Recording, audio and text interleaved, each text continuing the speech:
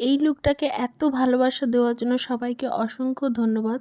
তো hello everyone, আর শুরু করছি নতুন একটা ভ্লগ। আমি makeup artist Reshma from Malda. এই সময়টাতে এই ব্রাইড ছিল আমার আর কি গত বছর, মানে 2024 সালের নভেম্বরের 12 তারিখের ব্রাইড। আর এটা আমার অফিসিয়ালি মানে লোকেশন ভিজিটের লাস্ট ওয়ার্ক ছিল আর কি। আর সেই সময়টাতে আমার শরীর প্রচণ্ড রকমের অসুস্থ হয়েছিল।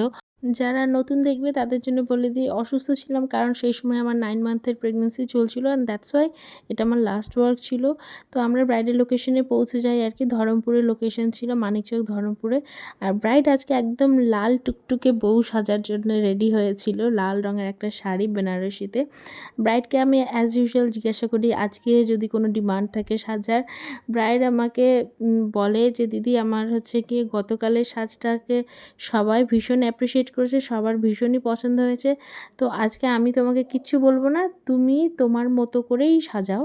আমি জানি তুমি যেটা করবে ভালো করবে, গতকালকেরটাও খুব ভালো হয়েছিল, আজকেরটাও তুমি যেটা করবে ভালোই করবে। তো ব্যাস আর কি, বুস্টার তো সেখান থেকেই পেয়ে গেলাম আর কি, বুস্টার ডোজ দিয়ে দিল আমার জেনিফা আমাকে। তো সেখান থেকে আর কি শুরু করে দিলাম সাজানো নিজের মতো করে। আর যখন কেউ এই কথাটা বলে দেয় নিজের মতো করে সাজাও, আমাকে তো আই মেকআপে এক্সপেরিমেন্ট করতেই হবে, যেটা আমার ভীষণ পছন্দের একটা কাজ। আর একটা জিনিস আমি করেছিলাম যে এই ব্রাইডের আইসটাকে ভীষণ বোল্ড রাখার ট্রাই করেছিলাম, বোল্ড রেখেছিলাম আর কি। যেহেতু তার কোনো অবজেকশন ছিল না, গ্লিটারটা সবাই পছন্দ করে না, তাই আমি জিজ্ঞাসা করে নিয়েছিলাম গ্লিটার কি দেবো, কোনো অবজেকশন আছে? সে বলে যে না, যেটা আমার বেস্ট হবে সেটা তুমি করে দাও, কোনো প্রবলেম নেই। তো আমি সেইভাবেই আর কি করে দিয়েছিলাম যে যাতে লুকটা অন্যরকম আসে। আর তাকে যে কাজল পরিয়েছিলাম, কাজলও একদম পুরো ইন্টেন্স ডিপ ব্ল্যাক কাজল বলে যে, ঠিক সেই ধরনেরই আই মেকআপটা করেছি। তোমরা দেখো, দেখলেই বুঝতে পারবে। আমার এই ব্রাইডের প্যাকেজ নেওয়া ছিল রিকোডের, কিন্তু আমি আর কি এই ব্রাইডকে সাজিয়েছিলাম হুডা বিউটির সমস্ত প্রোডাক্ট দিয়ে। এটা আমার এই ব্রাইড জানে না, এই ভিডিওর মাধ্যমে সে নিজেও হয়তো জানতে পারবে ব্যাপারটা যদি সে ভিডিওটা দেখে। তো তার একমাত্র একটা মানে কারণ ছিল আর কি, কারণ হলো এটাই যে আমি তো বললামই আগে যে এটা আমার লোকেশন ভিজিটের লাস্ট ওয়ার্ক ছিল, অ্যান্ড ছিল যে এর পরে আমি আর কোনোদিনও কাজ করতে পারবো কি পারবো না, এই একটা ব্যাপার। এটার থেকে বড় ব্যাপার যে ও প্রচণ্ড ফেয়ার কমপ্লেক্সনের ছিল, আর সেই ফেয়ার কমপ্লেক্সনের রিকোডের আমার কাছে কোনো ফাউন্ডেশন বা আমার জিনিসগুলো অ্যাভেলেবেল ছিল না আর কি, এত ফেয়ার শেডের। বিকজ এত ফেয়ার শেডের আর কি আমাদের ইন্ডিয়ান স্কিন টোনে পাই না, খুব সত্যি কথা বলতে আর কি।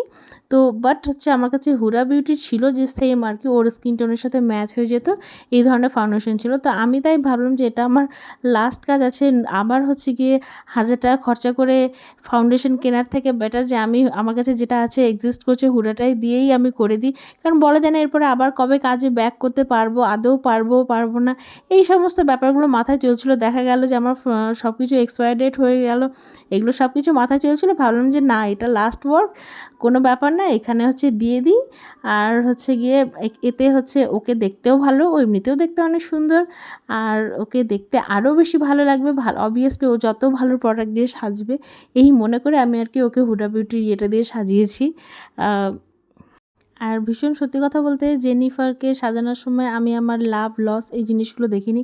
আমি ভেবেছিলাম যে এটা হয়তো আমার জীবনের লাস্ট কাজও হতে পারে। হ্যাঁ, কারণ একটা নেক্সট মান্থে আমার ডেলিভারি, এখন হচ্ছে যে তারপরে কাজ করতে পারবো না, বা আবার সুস্থ হয়ে ফিরে আসবো না, অনেক বিভিন্ন ব্যাপার থাকে আর কি মাথার মধ্যে চলে। তো আর কি আমি ভেবেছিলাম এটাই আমার হয়তো জীবনের লাস্ট কাজ, তো মানে বেস্টটাই দিই আর কি, এই মনে করেই আর কি ওকে আমি সাজিয়েছি খুব নিজের মতো করে, খুব যত্ন সহকারে, খুব মন দিয়ে। হাঁটা চলাতেও ভীষণ কষ্ট হচ্ছিল, কিন্তু ও আমাকে একটুও তাড়া দেয়নি আর কি। ও খুব কোঅপারেট করেছিল আমার সময়, নিঃশ্বাস নিতে, হাঁটতে, বসতে, সব কিছুতেই তখন আমার ভীষণ প্রবলেম হচ্ছিল। বাট তারপরে আর কি ফিনিশিংটা এই ধরনের এসেছে। আর ও আমার কাছে মানে সবসময় আর কি মনে রাখার মতো আমার একটা ব্রাইড আমি বলবো আর কি, মানে ইমোশনাল অ্যাটাচমেন্ট বলতে গেলে আছে আমার এই ব্রাইডের সাথে আর কি। তো তোমাদের কেমন লাগলো জানিও, অবশ্যই জানিও এই লুকটা আর কি। আর ভালো লাগলে অবশ্যই নিজেদের স্পেশাল দিনে আমাকে বুক করবে, আমি আবারও কাজ শুরু করেছি। বাই সবাইকে, দেখাবে পরের নতুন কোনো ভ্লগে। কন্ট্যাক্ট নাম্বারটা আমি আমার স্ক্রিনে দিয়ে দিলাম, তোমাদের যাদের আমার কাছে ভালো লাগবে ডেফিনেটলি কন্ট্যাক্ট করে নেবে।